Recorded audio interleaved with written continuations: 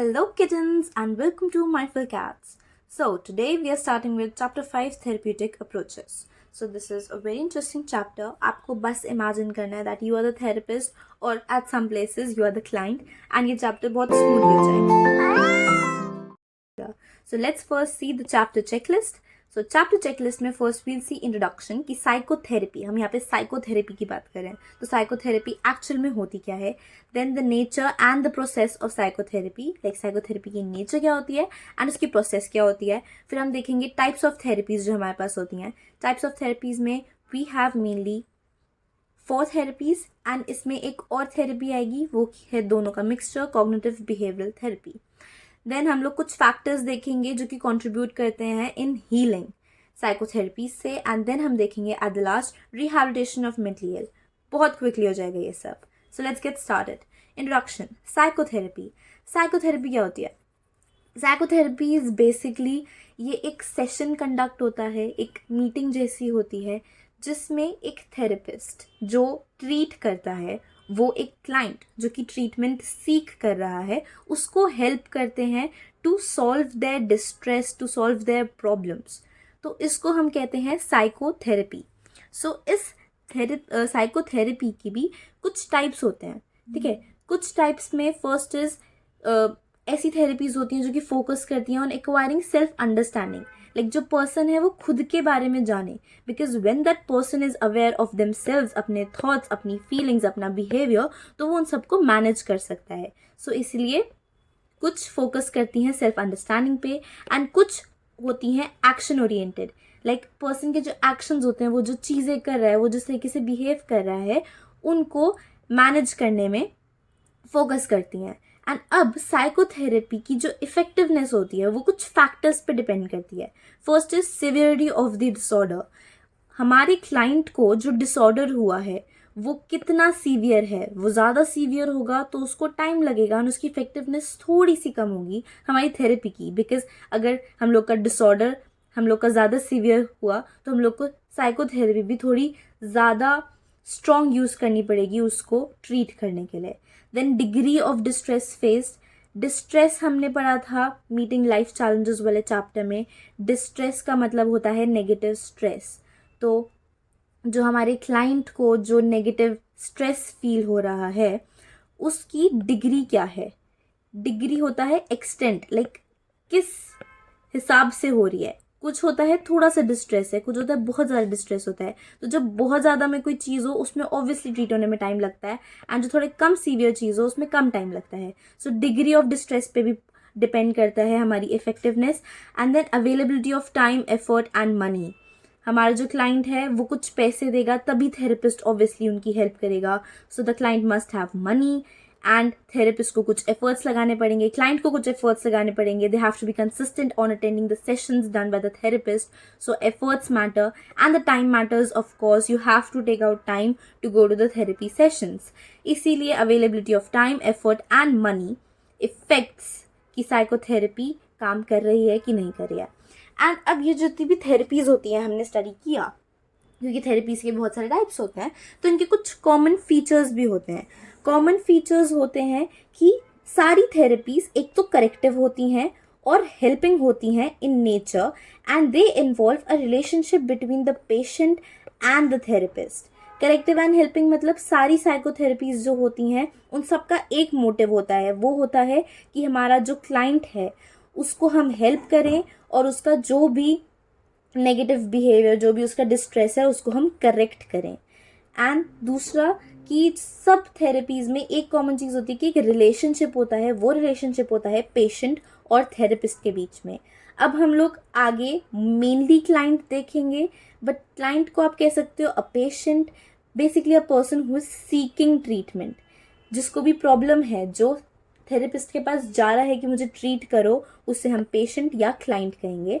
And therapist जो कि provide कर रहा है ट्रीटमेंट. तो इन दोनों के बीच का ये रिलेशनशिप होता है हर साइकोथेरेपी में. This is the common feature. Next we have the nature and the process of psychotherapy. हमारी जो साइकोथेरेपी होती है उसकी नेचर क्या होती है और उसकी प्रोसेस क्या होती है. तो सबसे पहले साइकोथेरेपी क्या है. Psychotherapy is a voluntary relationship between the client and the therapist. यहाँ पे मेन फोकस है वॉलंटरी पे।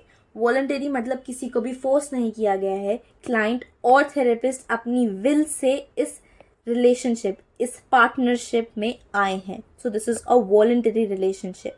देन द पर्पस, हम लोग की साइकोथेरेपी का पर्पस क्या है? साइकोथेरेपी का पर्पस है to help the client to solve the psychological problems being faced by her or him. जो हमारा क्लाइंट है उसको जो साइकोलॉजिकल प्रॉब्लम्स हो रही हैं, उसका जो मैल फंक्शनिंग बिहेवियर है, उसे जो भी डिस्ट्रेस है, उसको सॉल्व करना is our purpose. And aim होता है to change the abnormal behaviour, decreasing the sense of personal distress and helping the client to adopt better to her or his environment. Purpose क्या है? हम लोगों का पर्पस इस कि हम लोग को क्लाइंट के बेटरमेंट में काम करना है एंड हमारा एम है कि हम उसके बेटरमेंट को करने के लिए उसका एक तो एबनॉर्मल बिहेवियर चेंज कर देंगे, उसका जो पर्सनल डिस्ट्रेस उसको फील हो रहा है उसको कम कर देंगे, उसकी सेंस को, और उसे हेल्प करेंगे कि वो अपने एनवायरनमेंट को बेटर वे में अडाप्ट कर पाए। Then we have some characteristics of psychotherapy. Characteristics of psychotherapy में mainly we have these 4 points. First, systematic application of principles underlying the different theories of therapy. Systematic application मतलब हम लोग एक therapy कर रहे हैं तो थेरेपी के कुछ स्टेप्स होते हैं, स्टेप 1, स्टेप 2, स्टेप 3। तो हम लोग सिस्टमैटिक वे में करते हैं, पहले स्टेप 1, स्टेप 2, फिर स्टेप 3। कभी भी ऐसा नहीं होता कि पहले स्टेप 3 कर लिया, फिर स्टेप 2 कर रहे हैं, फिर स्टेप 4 कर लिया, फिर स्टेप 1 कर रहे हैं। एकदम सीक्वेंस में होता है ये। तो एक सिस्टमैटिक एप्लीकेशन होती है हमारे थ्योरीज ऑफ थेरेपी की। Then a person who have received practical training under expert supervision can only practice psychotherapy. अब हम लोगों ने ये चैप्टर पढ़ लिया, इसका मतलब ये नहीं कि हम थेरेपिस्ट बन गए and we can treat anyone. इसीलिए इट इज़ इम्पोर्टेंट कि एक पर्सन जिसने की प्रैक्टिकल ट्रेनिंग ले रखी है, जो एक्सपर्ट सुपरविजन के अंदर ट्रेन हुआ हुआ है, सिर्फ वही साइकोथेरेपी प्रैक्टिस करे किसी इंसान के ऊपर। Because an untrained person may unintentionally cause more harm to than any good. हो सकता है कि एक untrained person like us, we can even harm and not do any good to the client. So it's better कि एक professional ही हम लोग की psychotherapy कर रहा है. Then it involves a therapist and a client. This is repeated point कि therapist और client का relation होता है. It involves a therapist and a client. Then this relationship is confidential, interpersonal, dynamic relationship. जो हम लोग का ये साइकोथेरेपी में जो रिलेशनशिप है क्लाइंट और थेरेपिस्ट के बीच में, ये कॉन्फिडेंशियल होता है। मतलब क्लाइंट जो कुछ भी थेरेपिस्ट से शेयर करेगा वो कॉन्फिडेंशियल रहेगा, वो उन लोग के बीच में ही रहेगा। एंड देन ये इंटरपर्सनल होता है। इंट्रापर्सनल होता है जब इंसान खुद से बात कर रहा है, like within ourselves. And interpersonal होता है between two people. तो ये एक interpersonal relationship है and dynamic because it is contractual. Then we have goals of psychotherapy. तो हमारे psychotherapy के कुछ goals होते हैं। सबसे पहला to support client for attaining betterment. हम लोग को सबसे main goal है हम लोग का कि client का betterment हो. This is the very main aim. Then हम लोग को emotional pressure reduce करना है हमारे client का। हम लोग को अनफोल्ड करने हैं potentials for positive growth. Client के अनफोल्ड करने हैं पोटेंशियल फॉर पॉजिटिव ग्रोथ, कि क्लाइंट पॉजिटिव ग्रो कर पाए। हम लोग को उसके पोटेंशियल्स उसको शो करने हैं। देन मॉडिफाइंग देयर हैबिट्स, जो भी उनकी बैड हैबिट्स बन चुकी हैं अब हम उनको मॉडिफाई करेंगे। Then changing their thinking pattern. Thinking pattern change करने में हम लोग बेसिकली नेगेटिव से पॉजिटिव थिंकिंग पैटर्न उनका बनाएंगे। देन इंक्रीजिंग सेल्फ अवेयरनेस, उनको खुद के बारे में, खुद के थॉट्स, खुद के एक्शंस के बारे में सेल्फ अवेयर कराएंगे। We'll improve their interpersonal relation and communication, ताकि वो सोशली ऑकवर्ड ना बन जाएं। देन फैसिलिटेटिंग डिसीजन मेकिंग, वो खुद के डिसीजंस, करेक्ट डिसीजंस ले पाएँ खुद से। And becoming aware of one's choices in life and they are aware of their choices in their life. And at last relating to one's social environment in a more creative and self-aware manner. आप society में, अपने environment में relate कर पा रहे हो in a self aware manner and in a more creative manner. Then we have two major components of a therapeutic alliance. हमारी जो एक थेरेप्यूटिक अलायंस होती है, अलायंस मतलब वही रिलेशनशिप जो हम लोगों ने एक पार्टनरशिप बिल्ड करी है, उसके कुछ टू मेजर कॉम्पोनेंट्स होते हैं. जो हमारा फर्स्ट कॉम्पोनेंट है that is contractual protected nature of the relationship in which two willing individuals, the client and the therapist, enter into a partnership which aims at helping the client to overcome her or his problems. So basically ये एक contractual contract भी no दो लोग sign करते हैं and ये contract बंध जाता है. So this is a contractual relationship जिसमें कि एक क्लाइंट और एक थेरेपिस्ट होता है, एक पार्टनरशिप में एंटर करते हैं एंड इसका एम होता है कि जो क्लाइंट है वो अपनी प्रॉब्लम्स को ओवरकम कर सके. एंड सेकेंड कॉम्पोनेंट होता है कि एक लिमिटेड ड्यूरेशन होती है थेरेपी की. कोई भी थेरेपी हमारी लाइफ लॉन्ग नहीं लास्ट करती, बिकॉज थेरेपी का एम होता है कि जो क्लाइंट है वो बेसिकली खुद से डील कर पाए अपनी प्रॉब्लम्स से और अपनी लाइफ का कंट्रोल ले पाए. एंड लाइफ लॉन्ग थेरेपी करने का मतलब हो गया कि हम लोग का जो एम था वो फुलफिल नहीं हुआ है. क्लाइंट अपने प्रॉब्लम्स खुद नहीं सॉल्व कर पा रहा है एंड ना ही कंट्रोल कर पा रहा है, तो थेरेपी इज जस्ट यूजलेस. इसलिए थेरेपी सिर्फ एक लिमिटेड ड्यूरेशन के लिए होती है, not life time. Then we have unique properties of therapeutic relationship. Therapeutic relationship की कुछ यूनिक प्रॉपर्टीज होती हैं, जैसे कि एक थेरेप्यूटिक रिलेशनशिप ट्रस्टिंग और कन्फाइडिंग रिलेशनशिप है. ट्रस्टिंग एंड कन्फाइडिंग रिलेशनशिप मतलब कि जो क्लाइंट है उसके ऊपर, उसे थेरेपिस्ट के ऊपर पूरा का पूरा ट्रस्ट है एंड पूरा कॉन्फिडेंस है दैट वो जो बात भी अपने थेरेपिस्ट से शेयर करेगा दैट विल स्टे कॉन्फिडेंशियल उनके बीच में, एंड जो उनका थेरेपिस्ट है वो जज नहीं करेगा. सो दिस बिल्ड्स एक क्लाइंट के अंदर कॉन्फिडेंस, एक ट्रस्ट कि वो अपने आप को अनबर्डन कर पाता है, अपने अंदर जितनी भी बातें होती हैं उनको ईजिली बाहर निकाल पाता है. Therapist is accepting, empathic, genuine and warm to the client. जो हमारा थेरेपिस्ट होता है वो हमेशा क्लाइंट के लिए एक्सेप्टिंग होता है, उनको एक्सेप्ट करता है जैसे वो हैं, एम्पैथी शो करता है, जेन्युइन होता है और वार्म होता है अपने क्लाइंट के लिए. Then therapist is non judgmental and holds unconditional positive regard. Non judgmental मतलब ऑब्वियसली वो जज नहीं कर रहा है अपने क्लाइंट को किसी भी वे में, and unconditional positive regard for the client मतलब आपका क्लाइंट जो कुछ भी बोल रहा है, चाहे वो आपके साथ रूड है, कैसा भी है, आप अपनी पॉजिटिव फीलिंग्स ही शेयर कर रहे हैं. एंड ऑल्सो एक therapist is also a person, उनके भी कुछ पर्सनल प्रॉब्लम्स होंगी. So a therapist must keep them aside, एंड जब भी वो अपने सेशंस कंडक्ट कर रहे हैं उन्हें फोकस करना है क्लाइंट के ऊपर. The therapies should be client centred. And अभी हमने बात करी एम्पैथी की. सो एम्पैथी एंड सिंपैथी ये दो वर्ड्स सिमिलर होते हैं but they both have complete different meanings. Empathy जो होती है, empathy is when one is able to understand the plight of another person and feel like the other person. This is basically putting yourselves in someone else's shoe. आप किसी और के नज़रिए से अपने आप को उनकी प्लेस पे रख के उनकी लाइफ देख रहे हो, उनकी प्रॉब्लम देख रहे हो. And on the other hand sympathy जो होती है, सिंपैथी होती है किसी पे तरस खाना, किसी पे पिटी करना, एंड उनकी सफरिंग को आप अपना वो दिखा रहे हैं, तरस दिखा रहे हैं, अपना कंपैशन शो कर रहे हैं, बट आप उस पर्सन की तरह फील नहीं कर रहे हैं. So a therapist must have empathy and not sympathy. And जो एम्पैथी होती है, एम्पैथी किसी भी थेरेप्यूटिक रिलेशनशिप को एक हीलिंग रिलेशनशिप में कन्वर्ट कर देती है, इसलिए empathy is important. Then we have one more thing, not exploiting the trust and confidence of a client is an essential feature of psychotherapy. Psychotherapy का एक मोस्ट एसेंशियल फीचर होता है कि जो हम लोग का थेरेपिस्ट है that must not exploit the trust and the confidence of the client. Client ने आपके ऊपर ट्रस्ट किया है एंड आपको कॉन्फिडेंस शो किया है, तो you must not exploit that in any manner. Then हम लोग के पास कुछ आते हैं parameters of psychotherapy. So parameters में बेसिकली हम ये कर रहे हैं कि हम लोग किस तरीके से सेग्रीगेट करेंगे कि किस प्रॉब्लम के लिए हम कौन सी थेरेपी यूज़ करेंगे. सो हमने यहाँ पे चारों थेरेपीज लिख रखी हैं, psychodynamic therapy, behaviour therapy, cognitive therapy, existential therapy, and these are the parameters.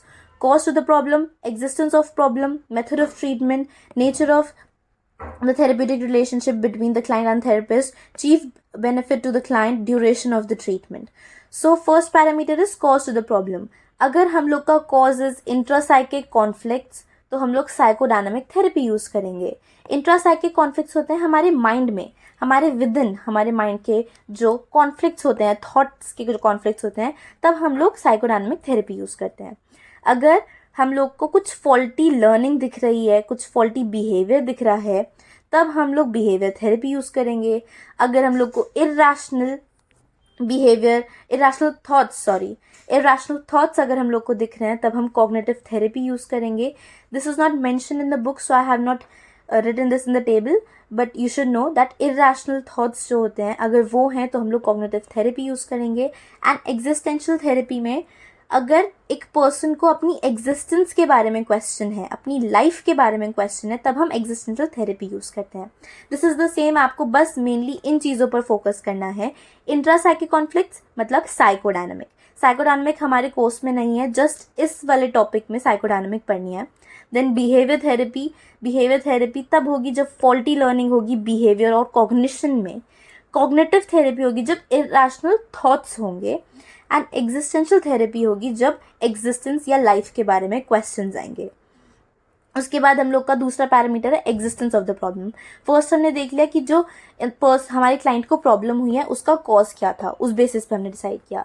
Second हम देखते हैं कि जो उसको प्रॉब्लम थी, जो हमने यहाँ पे प्रॉब्लम देखी, इस प्रॉब्लम का एग्जिस्टेंस, इसकी भी बैकग्राउंड क्या थी. तो इसका बैकग्राउंड अगर है अनफुलफिल्ड डिज़ायर्स ऑफ चाइल्डहुड, तो जो चाइल्डहुड में कुछ अनफुलफिल्ड डिज़ायर्स रह जाते हैं या फिर कुछ अनरिजॉल्व चाइल्डहुड फियर्स रह जाते हैं, तब इंट्रासाइकिक कॉन्फ्लिक्ट्स डेवलप होते हैं. तो इनको ट्रीट करने के लिए हम साइकोडायनामिक थेरेपी यूज़ करते हैं.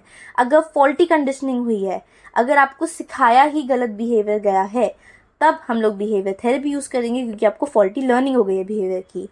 एंड देन कॉग्निटिव थेरेपी में इरेशनल थॉट्स आते हैं, क्योंकि maybe because of overthinking and stuff. Then existential therapy जो होती है, इसमें फीलिंग ऑफ लोनलीनेस होती है, एलिनेशन होती है, सेंस ऑफ फ्यूटिलिटी होती है वंस एग्जिस्टेंस के बारे में. This develops question about one's life and existence, and इसको ट्रीट करने के लिए हम ह्यूमनिस्टिक एग्जिस्टेंशियल थेरेपी यूज़ करते हैं. Then we have method of treatment. अगर फ्री एसोसिएशन और रिपोर्टिंग ऑफ ड्रीम्स हो रहा है, देन साइकोडायनामिक. अगर हम लोग का कॉग्निटिव मेथड्स यूज़ हो रहे हैं फॉल्टी थिंकिंग पैटर्न्स को ट्रीट करने के लिए, तो कॉग्निटिव थेरेपी. एंड अगर पॉजिटिव और एक्सेप्टिंग और non judgmental regard therapist provide कर रहा है क्लाइंट को, then it is existential therapy. Because existential therapy में हमारा जो थेरेपिस्ट होता है, therapist acts as a facilitator.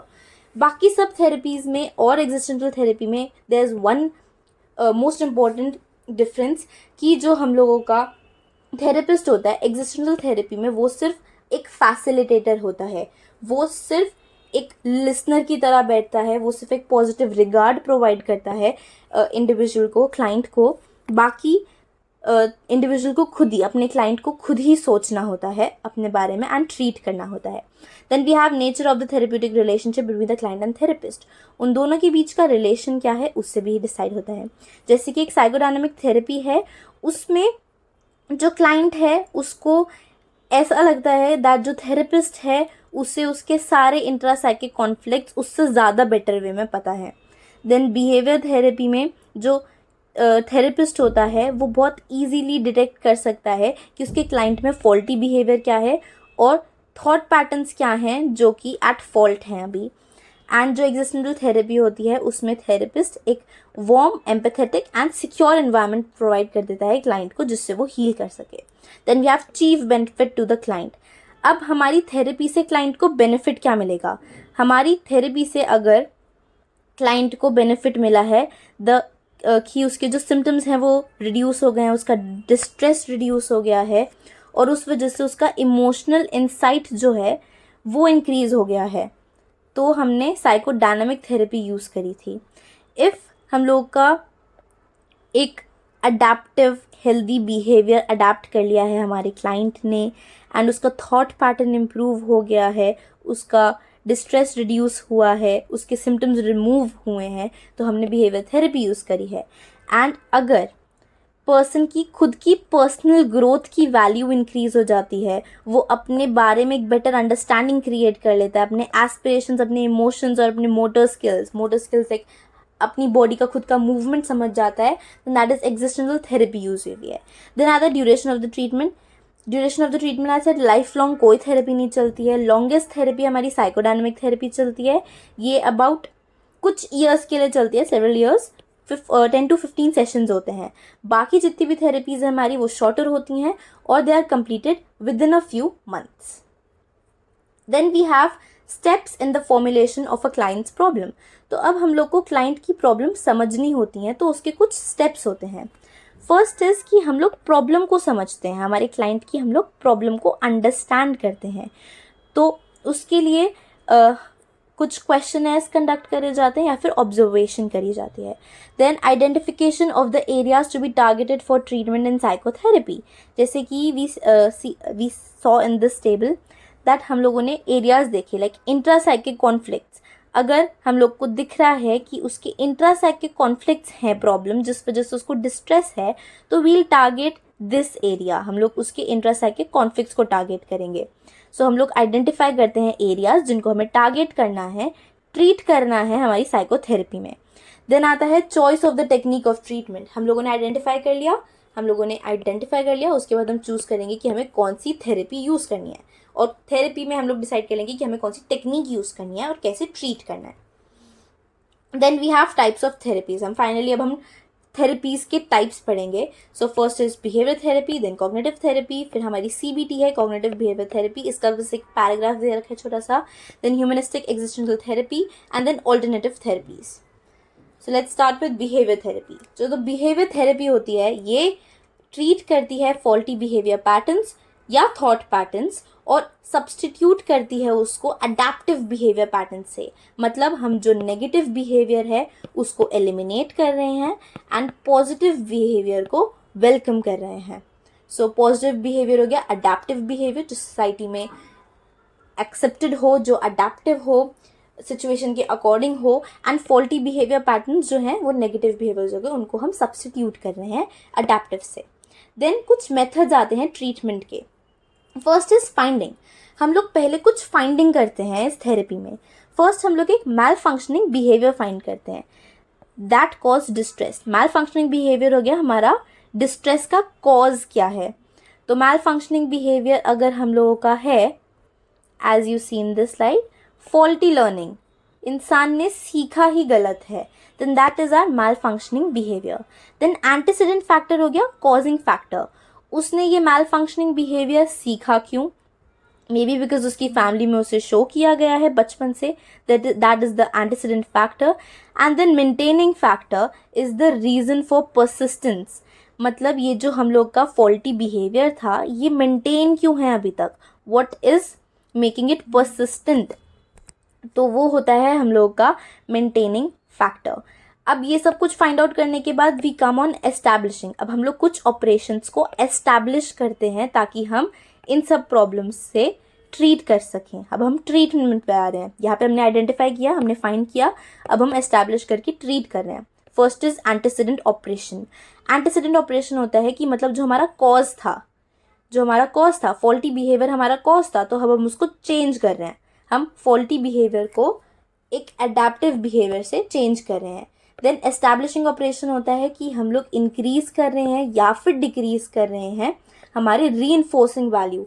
Reinforcement होता है बेसिकली हम लोग any stimulus that increases the probability of receiving a response. हम लोग कोई सा भी ऐसा स्टिमुलस प्रोवाइड करते हैं जिससे रिस्पॉन्स जो होता है वो तो या तो इंक्रीज हो जाता है या तो डिक्रीज हो जाता है. We study this very well in class 11th, तो आई होप आप सब लोग को पता होगा. एस्टैब्लिशिंग ऑपरेशंस, इंक्रीजिंग और डिक्रीजिंग द रीइंफोर्सिंग वैल्यू, जिससे जो कॉन्सिक्वेंसेज हैं वो थोड़े रिड्यूस हो जाते हैं. देन कॉन्सिक्वेंट ऑपरेशंस होते हैं प्रेज आफ्टर पॉजिटिव एक्शन. अगर हम लोग चाह रहे हैं कि हम लोग का क्लाइंट टाइम पर खाना खाए एंड वो यूजुअली नहीं खाता है, बट फाइनली वन टाइम उन्होंने टाइम पर खाना खाया, मेनली ये बच्चों में होता है, so we'll praise them, we'll appreciate them, and you know बच्चों को कुछ भी प्रेज करो, they start doing that thing more and more. So this is basically consequent operation. हम लोग प्रेज कर रहे हैं for a positive behaviour. Now we have techniques that are used for behavioral modification. ये behavior therapy के under ही है. Techniques used for behavior modification. Techniques जो हम use करते हैं to modify the behavior. So first is negative reinforcement. Negative reinforcement is basically जो client है वो avoid करता है. वो इसमें बेसिकली आपको पेन मिल रहा है तो आप पेन से रिड हो रहे हो, you are getting rid of the pain. इसका हम एग्जाम्पल दे लेते हैं. आपका रोड पे चलते चलते एक्सीडेंट हो गया, देन नेक्स्ट टाइम जब आप रोड पे चलेंगे, रोड क्रॉस करेंगे, तब आपको पता है that what negative can happen to you, तो आप उसे अवॉइड करने की कोशिश करोगे. यहाँ पे अवॉइडेंस आ जाती है. एनी रीइंफोर्समेंट, एनी स्टिमुलस जिसको आप अवॉइड कर रहे हो, that is your negative reinforcement. Then we have positive reinforcement. Positive reinforcement जो होती है, हम डेफिसिट लाइक जिस भी बिहेवियर की कमी हो रही है उसको इंक्रीज करने के लिए यूज करते हैं. फॉर एग्जाम्पल, एक बच्चा अपना होमवर्क नहीं करता है टाइमली, तो हम लोगों ने उससे कहा that if you do your homework, हम आपको 1 घंटा एक्स्ट्रा टीवी देखने देंगे. That's a positive reinforcement. उन्हें वो चीज़ चाहिए, they want to watch TV for a longer time, they want to achieve that reinforcement. And जो डेफिसिट था, वो होमवर्क नहीं कर रहे थे, यहाँ पे डेफिसिट था बिहेवियर का कि वो नहीं कर रहे थे काम, तो उसको हमने इंक्रीज कर दिया. यहाँ पे हम जो बिहेवियर है उसको डिक्रीज कर रहे हैं, हम रिड्यूस कर रहे हैं. देन आता है एवर्सिव कंडीशनिंग. एवर्सिव कंडीशनिंग होता है repeated association of undesired response. मतलब एग्जाम्पल देखते हैं. एक क्लाइंट है एंड वो क्लाइंट की प्रॉब्लम इज कि वो नेल बाइटिंग बहुत ज़्यादा करते हैं. सो what we'll do is we'll apply an oil on their fingers जो कि टेस्ट में बहुत ज़्यादा सार है.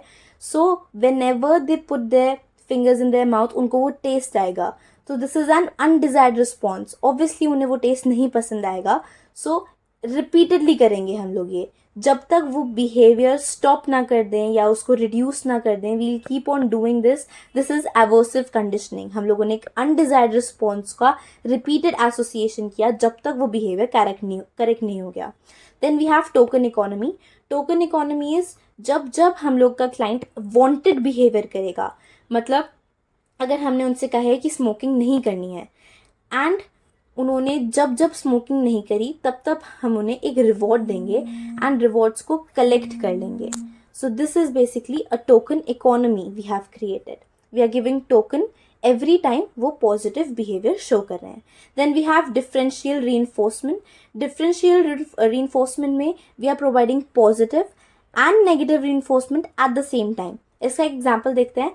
एक बच्ची है जिसको कि मूवीज़ देखना बहुत ज़्यादा पसंद है एंड उसे हर सैटरडे मूवीज़ दिखाने ले जाना पड़ता है, वरना she starts crying and screaming. So the client suggests कि every time she cries and screams उसे मूवी ले जाने ना दिया जाए एंड उसे बोला जाए अगर वो रोई नहीं एंड चिल्लाई नहीं तो उसे मूवी ले जाने जाया जाएगा. सो इसमें नेगेटिव रीइंफोर्समेंट क्या हुआ कि अगर वो रोएगी तो फिर उसको मूवी ले जाने नहीं दिया जाएगा. This is negative reinforcement. She wants to avoid this. And positive is कि अगर वो नहीं रोएगी तो उसको लेकर जाएंगे. तो पॉजिटिव एंड नेगेटिव हमने at the same time provide किया है. So this is a differential reinforcement. Then we have systematic desensitisation. ये वॉल्प ने इंट्रोड्यूस किया था. सो इसमें बेसिकली सिस्टमैटिक डिसेंसिटाइजेशन हम लोग यूज़ करते हैं फोबियाज और इरैशनल फियर्स को ट्रीट करने के लिए. इसमें क्या होता है, सिस्टमैटिक से समझ आ रहा है हम लोग कि कुछ स्टेप वाइज कुछ काम कर रहे हैं. तो इसमें जो हम लोगों का क्लाइंट है, सबसे पहले हम लोग उनको ट्रीट करते हैं, उनसे कुछ क्वेश्चंस पूछते हैं एंड उनके जितने भी फियरफुल स्टिमुलेशंस होते हैं, मतलब उनको जिस जिस चीज़ से फियर है हम उसको नोट डाउन करवाते हैं and that is in an ascending order, like the smallest fear to the biggest fear. Like सबसे हल्का फियर, सबसे ज़्यादा बड़ा फियर, हम इसको नोट डाउन करते हैं एंड सिस्टमैटिक वे में हम चलते हैं. सबसे पहले हम उनको फर्स्ट फियर फॉर एग्जांपल उनका लिजर्ड्स का है तो हमने ये जान लिया एंड देन उसके बाद हम उनको कुछ टेक्निक्स बता देंगे इन अ कंट्रोल्ड एनवायरनमेंट कि अगर आपको लिजर्ड दिखे so you have to deep breathe out, उससे थोड़ा दूर हट जाओ एंड डोंट पैनिक. हमने उनको कुछ वेज बता दिए टू काम डाउन एंड उसके बाद फिर हम उनको लिजर्ड के सामने एक्चुअली में लेकर गए एंड वहाँ पर उन्होंने उसको कंट्रोल किया. And once they are able to control their negative behaviour and वो अपने फोबिया को ओवरकम कर पा रहे हैं, तब हम लोग उसके बाद जो हमने लिस्ट बनाई थी उसमें से सेकंड पे बढ़ते हैं.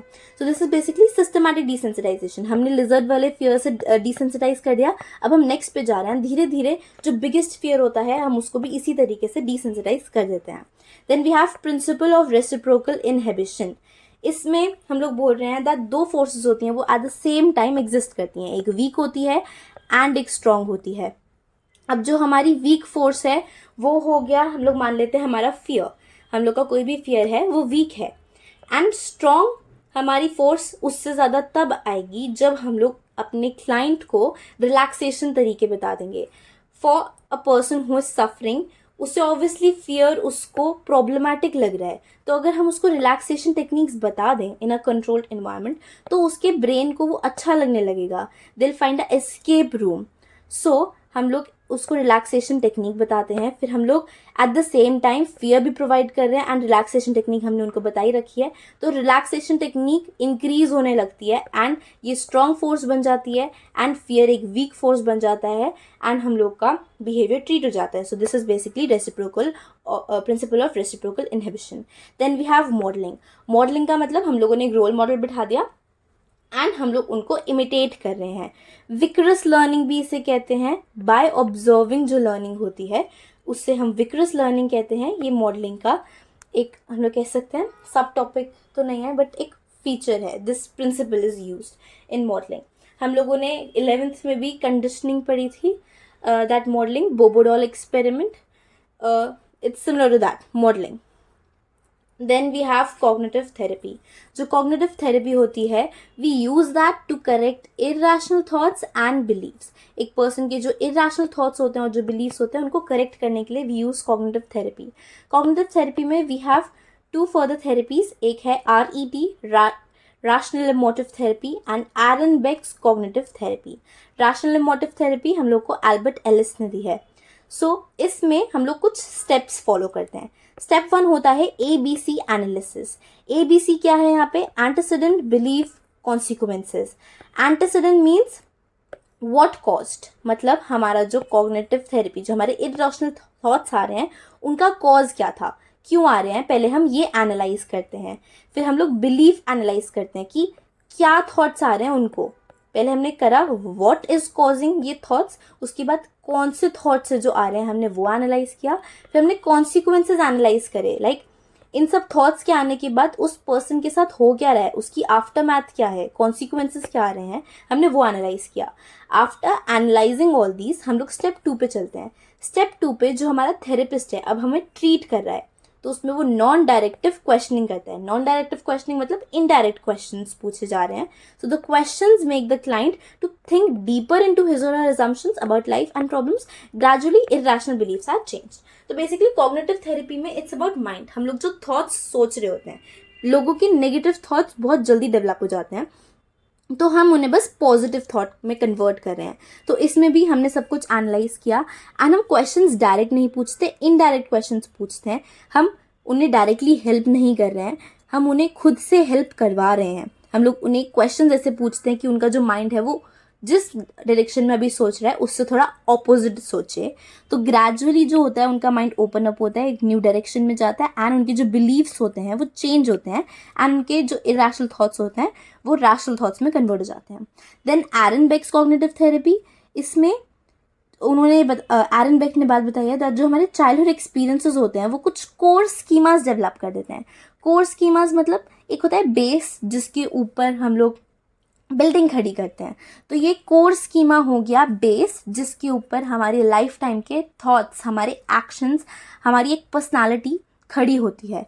सो कोर स्कीमास होते हैं believes and actions pattern develop in childhood. हमारे चाइल्डहुड में जो कुछ भी हमारे माइंड में फीड हो जाता है वो लाइफ टाइम हमारे माइंड में रहता है. सो इसलिए core schemas are very important.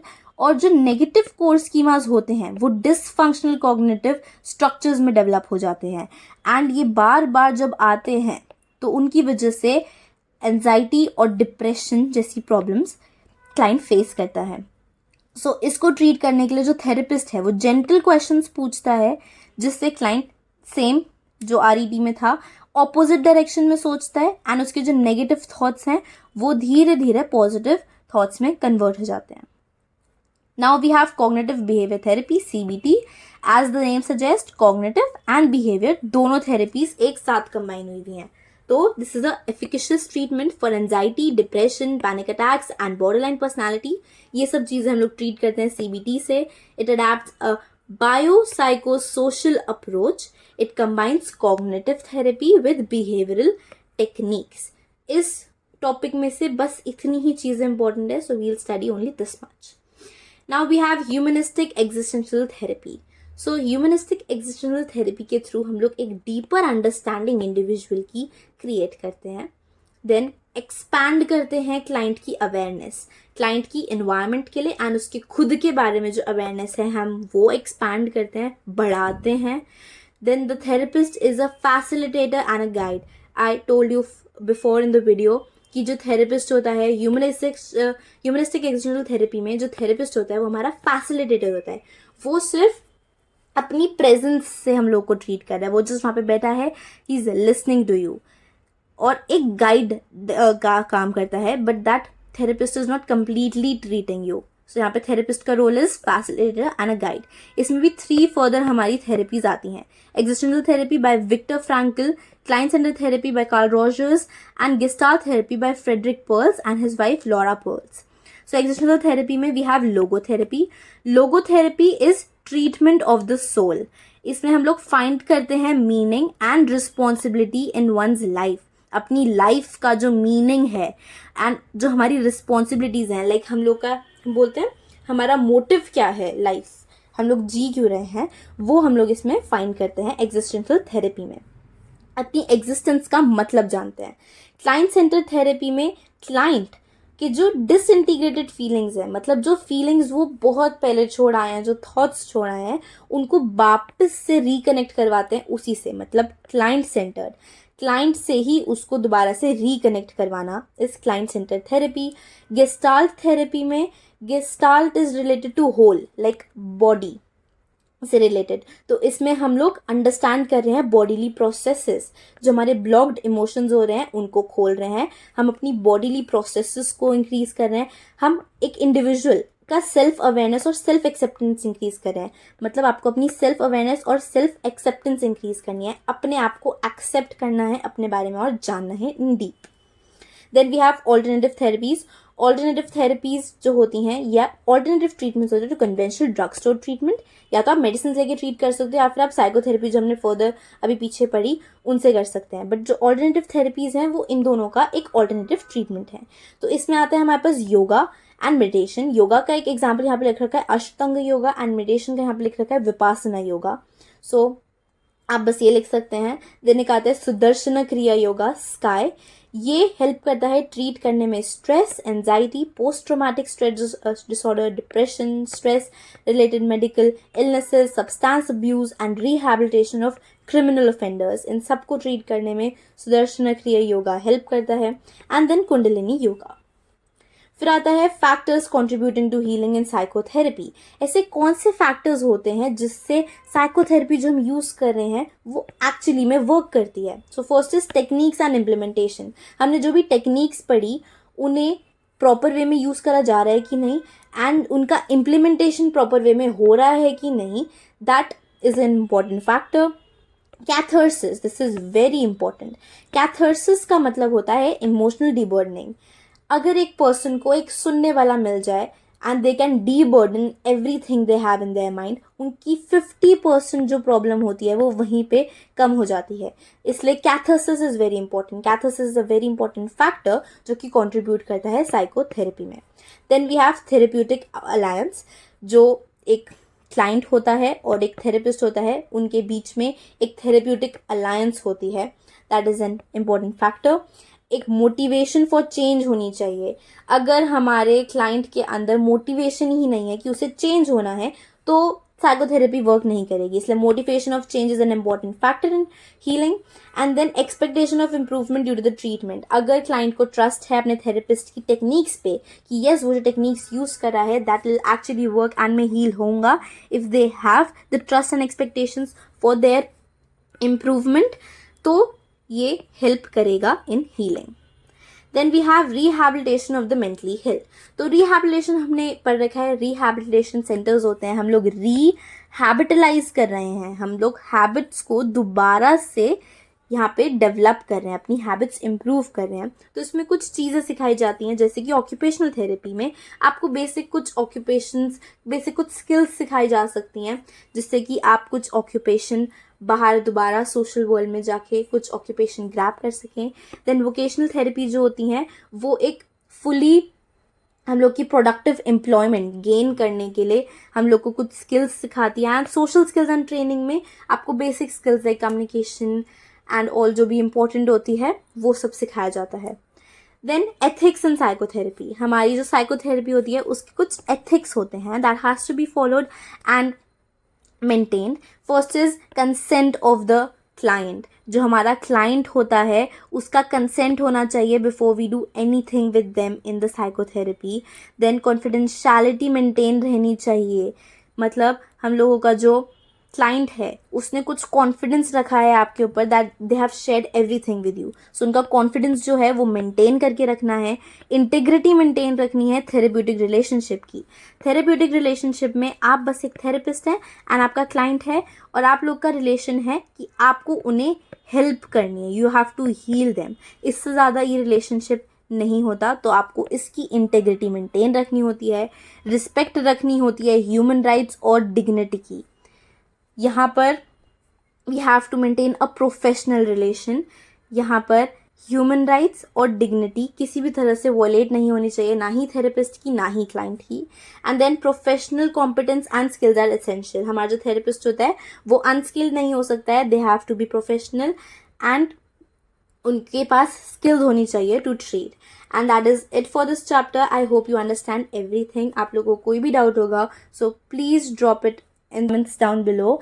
And also आप हमारे टेलीग्राम चैनल पर भी जाकर हम लोग को पर्सनली मैसेज कर सकते हैं या फिर हमारा टेलीग्राम चैनल ज्वाइन कर सकते हैं, एंड उसके थ्रू हम लोग आपको सब अपडेट्स भी देते रहेंगे। एंड इस सारे जो नोट्स मैंने अभी आपको जिनसे पढ़ाया इनका आपको PDF भी वहीं पे मिल जाएगा, तो आप वहाँ से फ्री में डाउनलोड कर सकते हैं। So keep on watching and stay connected with us, and please share your feedbacks. We'd love to read them and reply and work on improving our channel. Thank you.